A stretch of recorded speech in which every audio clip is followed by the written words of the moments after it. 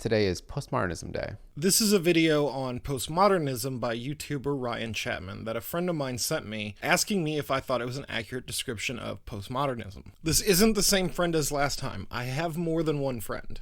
After watching it,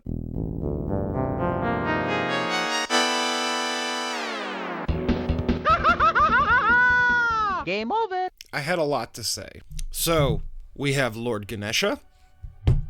We got our hammer.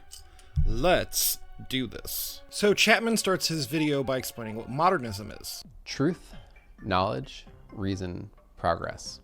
These are the core values of the intellectual and philosophical movement called modernism. Modernism is essentially the belief in human progress through the development of human knowledge. A good example of a quintessential modernist book is this one, the Encyclopedia. Modernism was all about trying to sharpen up human thinking and get rid of loose, lazy thinking. It was all about trying to pin down and arrange truth into verifiable boxes. Which is pretty accurate. But when he starts talking about postmodernism, it kind of starts to fall apart. It doesn't help that Chapman doesn't cite most of his claims. It should be noted that Chapman is only talking about postmodern philosophy and not the cultural age of postmodernity. Chapman begins by making a distinction between what he calls French postmodernism and radical postmodernism, a distinction which is his own invention. While many of the most famous 20th century postmodernists were from France, many of these thinkers never identified as postmodern or rejected the term altogether.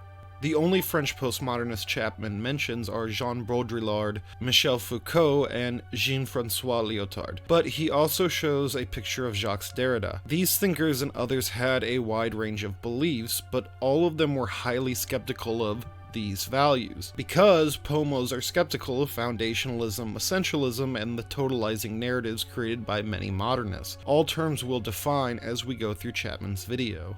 Today is Postmodernism Day. It's a popular thing to talk about. I think most people don't realize that there's two different types of it. There's the leftist and anti-politics version, and then there's also the old dead French guy version. And they're not quite the same, so I'm going to parse out the difference between the two. Radical postmodernism. And I think that works pretty well. So I'm going to keep on using that term going forward for the rest of this video to keep their version separate from the original French postmodernism. The original postmodernists were French intellectuals who, starting in the 60s, embodied the disillusioned post-World War II pushback against modernism from the left. They basically said that we've all drank the modernism Kool-Aid and that modernism is too constrictive and we need to loosen up our thinking in order to free ourselves and see all these aspects of the world that we've been blind to. The original postmodernists pushed this idea that there's no one objectively correct way to view anything, which was designed to give a hard time to people who had high opinions of these values. To postmodernists, knowledge isn't objective. There is no such thing as one objective a priori truth. The type of objectivity promoted by modernity is an objectivity without any one perspective. It's a so-called God's eye view of things, except without the God. You could say this is foundationalist thinking, the idea that there is some single source from which all knowledge derives. But, in case you haven't noticed, humans aren't gods. This type of eye or foundation simply doesn't exist. As Friedrich Nietzsche, who is probably the single most influential thinker on 20th century postmodernism, points out, the objective eye of modernity is a myth. Quote, "Here it is always demanded that we think an eye that cannot possibly be thought. An eye that must not have any direction, in which the active and interpretative forces through which seeing first becomes seeing something are to be shut off, are to be absent." Nietzsche's point here is there is no knowledge, no eye, no objectivity that has no specific perspective. Any objectivity that amounts to a disinterested contemplation is both a non-concept and absurdity. Quote, "There is only a perspectival seeing, only a perspectival knowing." This isn't even that controversial. Philosopher of science Karl Popper, who was absolutely not a postmodernist, agreed that all hypotheses about the world are influenced by an individual's interests, desires, and other forces affecting them. Quote, "Observation is always selective. It needs a chosen object, a definite task, an interest, a point of view, a problem." So the one type of objectivity modernity espouses is impossible. Objectivity in this sense just means that knowledge is available to all for review. Postmodernists are anti-foundationalists, meaning that instead of relying on one singular source, they typically favor multiplicity and plurality. Nietzsche's critique of the allegedly objective a priori nature of these values is that this foundationalism is a holdover from Christianity. In Christianity, God, as the greatest and highest being, is the foundation for all knowledge and reason. Despite modernity both disproving and oftentimes moving beyond the Christian worldview, modernity often relied on certain presuppositions that are axiomatic or self-evident, i.e. these beliefs are not open to philosophical and scientific critique and polite conversation. Which is kind of religious and not very scientific. Finally, here's a quote from Jacques Derrida about objectivity and science. What is called objectivity, scientific for instance, in which I firmly believe in a given situation, imposes itself only within a context which is extremely vast, old, powerfully established, stabilized, or rooted in a network of conventions, for instance those of language, and yet which still remains a context. To postmodernists, knowledge isn't objective, and it's not something that's out there in the external world, like behind a bush somewhere waiting to be discovered. To postmodernists, knowledge is a subjective social construction that's created using the subjective human toolbox, like the brain. And it's further disconnected from reality because we formulate it using the artifice of language. Postmodernists don't think that social constructions are disconnected from reality. There's no Hinterworld for postmodernists, no real versus apparent world. Social constructs are real and have very real effects on the world. For instance, money is a social construct. As someone not monetized yet, it absolutely impacts my life. The point of revealing that something is socially constructed is not to say that it's made up or illusory or a choice. The point is to reveal that nothing is ahistorical or somehow not determined by historical conditions, nor is anything truly apolitical in the sense that it's somehow not driven by political interests. In fact, the belief in social constructiveness is, again, an invention of modern philosophy. However, many modernists like Hegel and Sigmund Freud believe that the social or cultural world, which is itself socially constructed through power relations, were in some way opposed to the natural world. Freud posited that our psyches are constituted by a natural, wild id, which is repressed into conformity by the power of societal norms. Postmodernists typically reject this type of duality. Culture is clearly natural as it has naturally occurred from the evolution of the human species. Postmodernists also reject that somehow the natural world is merely oppressed by power relations as opposed to being made up of power relations itself. And just to address the whole we can't get at reality because of our own subjective nature, this was originally posited by Immanuel Kant, one of the most famous modern philosophers. Kant stated that the world could be divided into two parts, the phenomenal world and the noumenal world. The phenomenal world was the part of the world which we experience through our senses. However, the noumenal world was the true, objective reality, in other words, the God's eye view of reality, which we have no access to. The only reason Kant was able to maintain these values was because he believed that human existence must be grounded in certain a priori givens, the categories of time and space, which grounded our senses, and the categories of quality, quantity, relation, and modality, which grounded our understanding. Even though we cannot directly experience these categories, Kant assumed they must exist in order for us to have experiences and understand things. In their eyes, this all makes any human attempts at getting a handle on any kind of objective reality inherently compromised and prone to human fallibility. Want to know who else agreed with this statement? Philosopher David Hume, who lived during the 18th century and is considered part of modern thought. Another postmodern argument is that we privilege some things at the expense of marginalizing others. So to give an example, let's say the internet's developed, YouTube comes around, and we start to privilege, and by privilege I mean pay a bunch of attention to, the method of, say, concepts being explained through video at the cost of marginalizing concepts being explained, say, through books. And they try to even that out. They say we should see the flaws that we might be blind to in the things that we're privileging, and we should see the values that we might be overlooking in the things that we're marginalizing. So then Chapman brings up how PoMos point out the different ways we privilege and exclude things. Notice how Chapman throws in an ought claim out of nowhere. and they try to even that out. Just because it is pointed out how privileging certain things also excludes other forms of knowledge, and how you privilege something has real epistemic limits, does not then mean that you are advocating that we must equalize all values or perspective. Is claims are not the same as ought claims. Also helpful for Chapman, he doesn't cite anyone directly. Kind of feels like It's a sleight of hand. Okay, but let's go back to the privileging and the exclusion. Foucault wouldn't describe it like this. He would say that exclusion has both a positive and negative effect. For instance, intersex people. Intersex people are people with sex characteristics that don't fall within the male-female binary, so they are excluded. That exclusion could have the effect of erasing intersex people, claiming they are aberrations or somehow unnatural. One of the outcomes of such an erasure is how for decades doctors performed actual genital mutilation on infants in order to conform to the male-female binary. However, this exclusion could have a positive effect by realizing the positive reality of intersex people, and how that problematizes an essentialist sex binary foundationalism. Yes, intersex people are different from males and females, but that difference is not caused by a negation from an identity, i.e. the identity of either male or female, but of the positive difference in itself of intersexuality. You could say the same thing about femaleness. The female is not other in the sense that it is a lack of maleness. Femaleness is its own positive phenomena.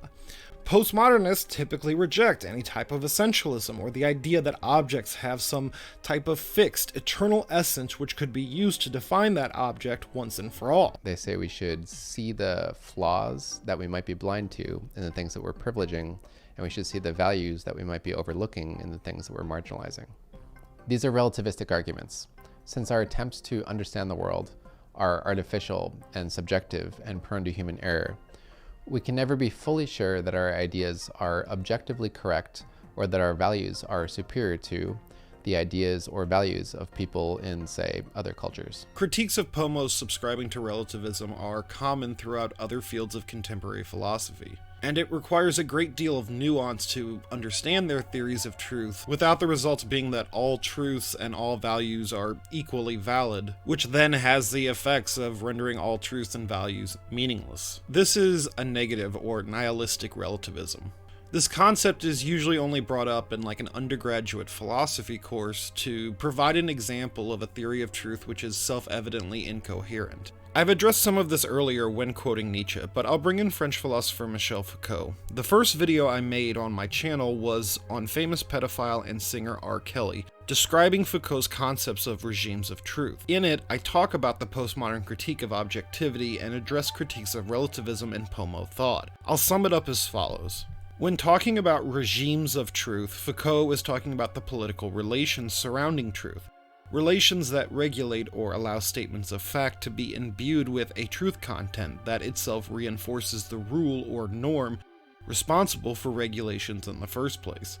In other words, when analyzing truth, we must be willing to admit that truth is political and has an historical and economic value within a socius. These values make the claim that truth is eternal, that the truth is not malleable or subject to change. Truth is true in itself, meaning the power, authority, or legitimacy that is derived from true statements comes from something called the truth. Foucault challenges this by saying, quote, "Truth is a thing of this world. It is produced only by virtue of multiple forms of constraint, and it induces regular effects of power." But again, the question could arise, how is this not relativistic thinking? Well, as was said previously, objectivity means that objects are available to social inquiry, and the type of inquiry that is socially acceptable is precisely determined by regimes of truth. Our contemporary regimes of truth are strongly dominated by the rigorous certitude of scientific discourses. If a detective is asked to determine who murdered a man, she may ask witnesses who were present at the murder, gather fingerprint and DNA evidence to send to a laboratory, and collect any video recordings from the scene of the crime. These are empirical methods of obtaining information, often with very strict procedures in place to guarantee the accuracy of results, all socially accepted ways of obtaining knowledge in our contemporary scientifically based regime of truth. Now, if instead of doing the above, the detective sought out the advice of a psychic, or performed an ancient divination ritual, to determine who committed the murder, she would be seen as engaging in unacceptable methods of inquiry in our contemporary Western world, even if these alternative methods just so happen to provide the same answer. Thus, as Don Deere says, a regime of truth is, quote, the site where truth names the constraints and modalities required of both subject and object to enter the positivity of reality and gauge in a set of possible relations. There are many different truths constructed out of different social circumstances. But this is not the same as saying all truths are equal. Truth is like a currency which grants access to knowledge. But within any regime of truth, the value of this currency is determined by social relations. If this is relativistic, it is a positive relativism that affirms the differences in various truths, and at the same time provides a method for understanding how low currency truths nevertheless are still created, and why they are still able to circulate within a regime of truth. For instance, in the United States, most newspapers will have a horoscope section that allegedly can reveal facts about a person based on which astrological sign someone happened to be born in. There are also psychics that are somehow able to make a living through their alleged powers, or just religion in general.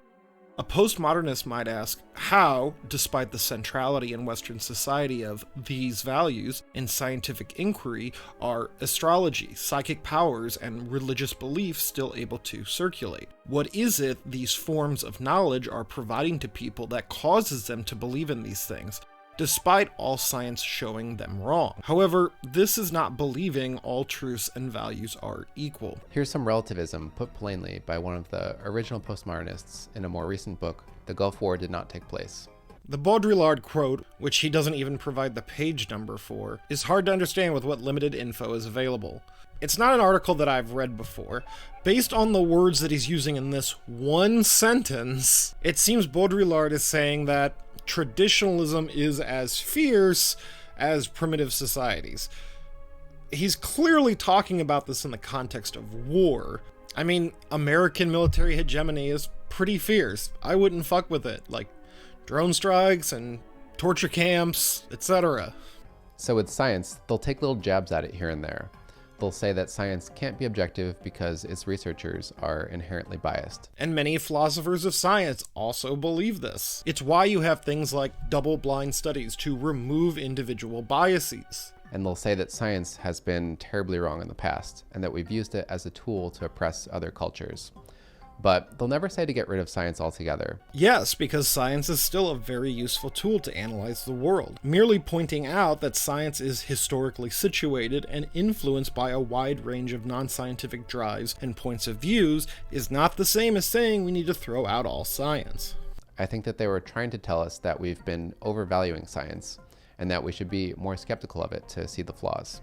Foucault, for example, tried to make us more aware of how modernist Western culture marginalizes people who we label as mentally ill more than we did in previous eras. No, he doesn't say that. We interact and define mental illness differently than previous eras. Foucault says because we created this study of the mentally ill, partially through exclusion, we created the very language about mental health which constitutes the knowledge and experience of the mentally ill.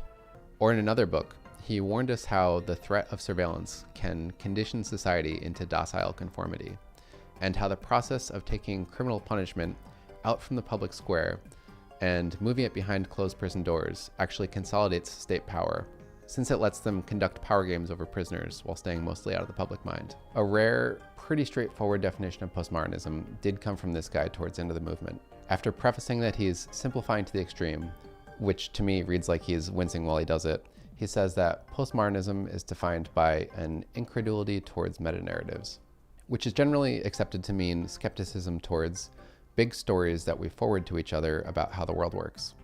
This meant that there was a box around postmodernism. It could only describe problems and couldn't prescribe solutions, because prescribing a solution would be creating a metanarrative of your own. What? Metanarratives unite different fields of study into a coherent, totalizing view of the world.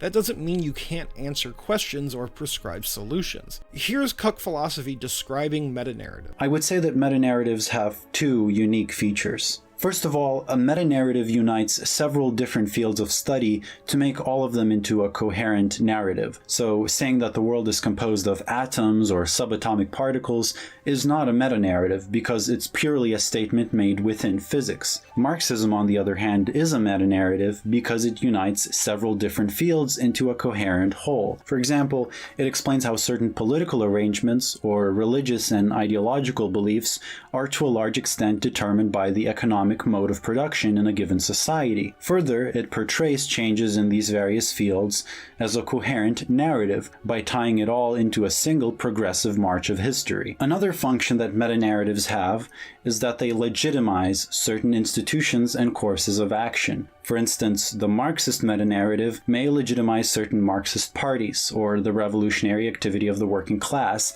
because it sees them as bringing about the next stage of history. Or a Christian meta-narrative may legitimize certain rituals, religious practices, or political arrangements backed by Christian institutions. Again, saying that everything is about power, just as saying that everything is composed of atoms, does not do this. So it had all these critiques towards modernism and by extension Western civilization in its toolkit, but postmodernism couldn't provide a framework around what to do with those critiques.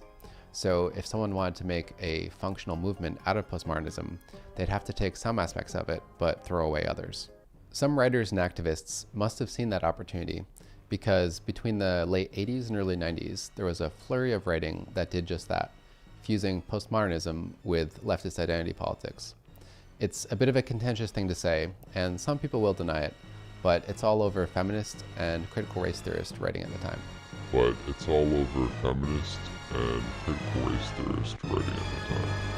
Here's the paper that introduced intersectionality, and the writer clearly says intersectionality is an attempt to fuse postmodernism with contemporary politics, by which we're supposed to assume she means leftist identity politics. Next, Chapman shows this article by Kimberly Crenshaw, who describes intersectionality.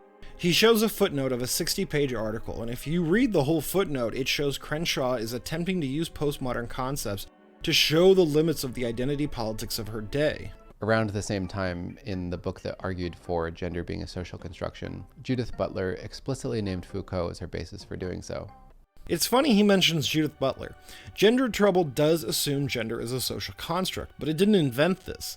The social construction of gender was first posited by Simone de Beauvoir in 1949, based on her reading of Hegel. In her book, The Second Sex, she famously says, "One is not born, but rather becomes a woman.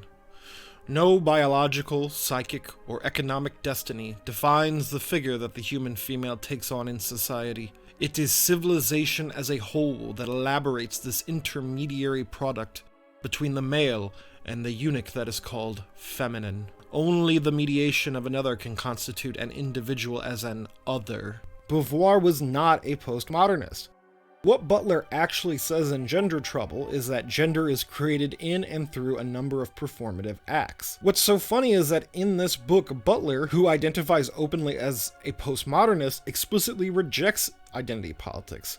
Here, I did a whole video quoting them on the subject from the very book Chapman cites. "The feminist we is always and only a phantasmatic construction, one that has its purposes, but which denies the internal complexity and indeterminacy of the term, and constitutes itself only through the exclusion of some part of the constituency that it simultaneously seeks to represent. The radical instability of the category sets into question the foundational restrictions on feminist political theorizing, and opens up other configurations, not only of genders and bodies, but of politics itself." And again, around the same time, bell hooks used postmodernism to call on people to form coalitions along the lines of identity and embrace their own meta-narrative.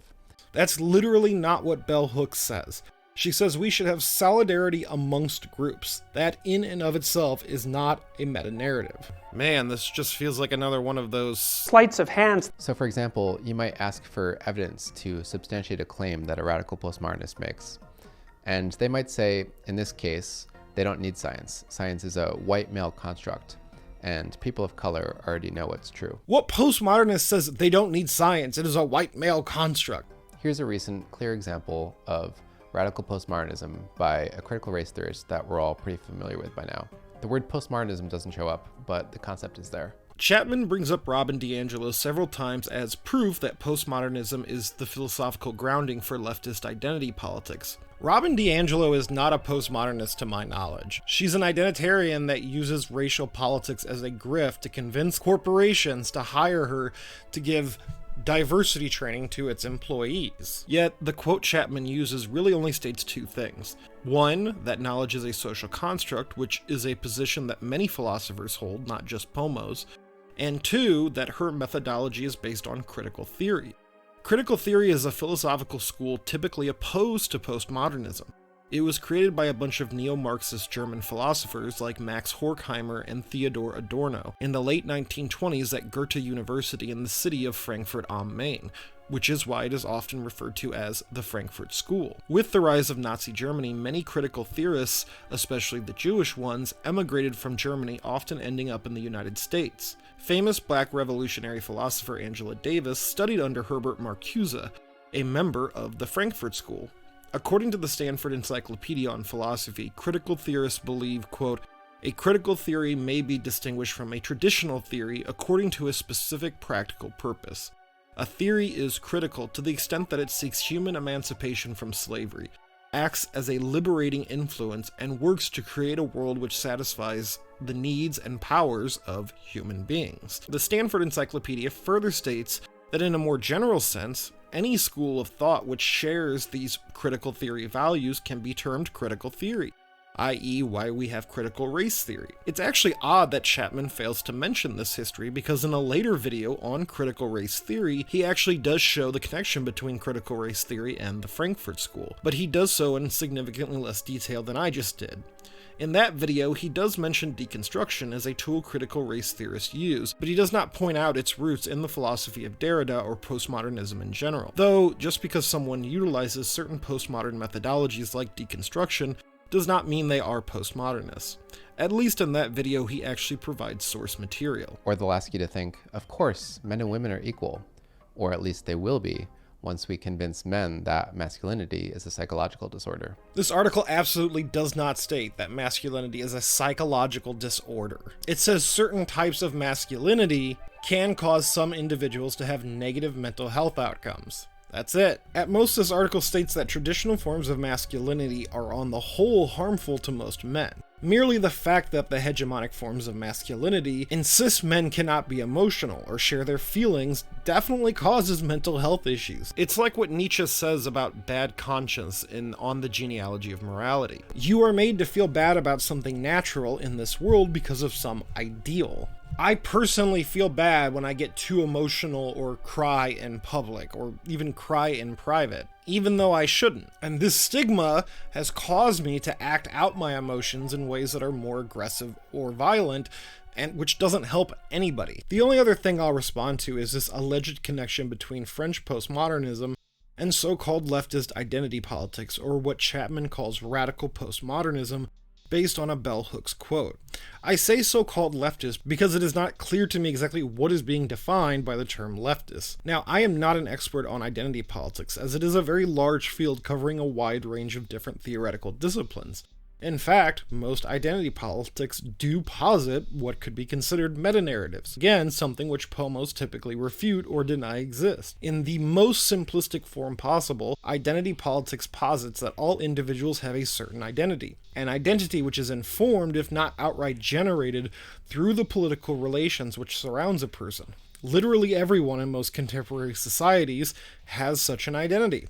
As such, identity politics is not a uniquely leftist phenomena or project. Conservatives are people who identify with the category known as conservatism. For instance, a deeply religious Christian American typically has an identity that is both explicitly Christian and believes that the United States is a Christian nation as ordained by God. For another instance, a conservative that is a big fan of former President Donald Trump, though hashtag not all Trump supporters, will not only identify with the cult of personality of Donald Trump, but also the notion that they themselves are a proud, native, patriotic American who strongly believes in upholding so-called traditional Western values.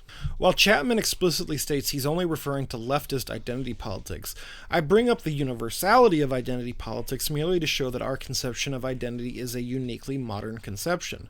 Probably the peakest and most base modernist, Hegel, explicitly talks about how our understanding of ourselves is formed via recognition and reciprocity between ourselves and others. He says in the Phenomenology of Spirit, quote, "Self-consciousness exists in and for itself when and by the fact that it so exists for another. That is, it exists only in being acknowledged." The problem postmodernists often have with identity politics in general is that the identity categories which are posited by IdPols are, 1, often essentializing, meaning they claim to provide the eternal and natural essential characteristics one must have to be included in the category, and 2, they are totalizing, meaning they claim to be able to account for all individuals which meet the essential characteristics of said category, i.e. it is a closed-off system. Here is Judith Butler's comments about identity politics from, again, the same book Chapman cites as definitive proof that these PoMos are actually IdPols. The theories of feminist identity that elaborates predicates of color, sexuality, ethnicity, class, and able-bodiedness invariably close with an embarrassed etc. at the end of the list. Through this horizontal trajectory of adjectives, these positions strive to encompass a situated subject, but invariably fail to be complete. This is a sign of exhaustion, as well as the illimitable process of signification itself. It is the supplement, the excess that necessarily accompanies any effort to posit identity once and for all. What often defines so-called leftist identity politics is that identity theorists believe that a critique of traditional identity categories is necessary, though this does not prevent these same theorists from falling into the same philosophical problems that postmodernists critique about IdPol. At the same time, so-called leftist IdPol is not a static theory. Many of the books and theorists Chapman mentioned are using tools of postmodernism to explicitly critique other identity theorists as too essentializing and too totalizing. In fact, intersectionality was created as an explicit critique of what is considered the second-wave feminism of the 1960s and 70s. Now, whether intersectionality succeeds at not being essentialistic and totalizing is beyond the scope of this video, and would require significant research. I only bring this up to provide a non-conspiratorial account about the connection between contemporary so-called leftist identity politics and postmodernism. And it's hard to find any one sentence or two that totally encapsulates their view towards science. Simplification is basically garlic to postmodernists. Wow, imagine being allergic to nuance. Chapman frequently complains in this video that PoMos aren't simplistic enough, or he can't find a single phrase or two that encapsulates PoMo's entire philosophy. I personally think this is the real sleight of hand that people like Chapman are doing when they attempt to critique postmodernism. They want their world explanations to be simple and generalized, in order to paint with a broad brush a whole swath of contradictory philosophies as bad. So just going through the rest of the video here, I would just be repeating myself like over and over again. The mere fact that he doesn't understand the postmodern critique of modern objectivity, or that social constructs are real and actually affect the world, that you can actually measure, even measure scientifically, or even what metanarratives are, or why PoMos critique them. Shows me this guy simply doesn't understand what he's talking about. It kind of feels like he just recycled talking points by Jordan Peterson. He's like a magician with all these sleights of hands. The way he goes about connecting all this together, taking one sentence or footnote over here and there as proof of some grand PoMo IdPol conspiracy theory. It reminds me of Glenn Beck. Except Chapman just does it in a more respectable manner that appears less conspiratorial. But, he's got a lot more views and subs than I do, so maybe he's right. Does the algorithm suppress my content? No, your videos are just bad and you should feel bad. Chapman says in a comment under his video that he was too aggressive. I don't agree with that either. I was far more aggressive in my response video. See, we can't agree on anything. I have watched a couple of Chapman's other videos, the one on Nazis and the aforementioned one on critical race theory. I have never studied CRT in depth to give a good analysis and or critique of Chapman's videos. The sources he uses are books I've never read, and I really only have heard the talking points used by proponents and opponents of CRT. What is clear, both from the Postmodern video and CRT video, is Chapman is opposed to CRT. I have put in the description of this video extensive citations, including many of the citations that Chapman himself uses, though he doesn't provide links to those, so you can find them in the description below. If you want to actually learn about postmodernism, I recommend Cook Philosophy's channel. He did a 3-part Q&A going into detail about postmodernist thinking, that I'll include a link of in the description. That's all for this video, thank you for watching. I want to thank my patrons and encourage people to subscribe to the channel. I'll see you the next time you make a wrong turn. Bye! Also, if you want my videos to actually get better, give me all your money on...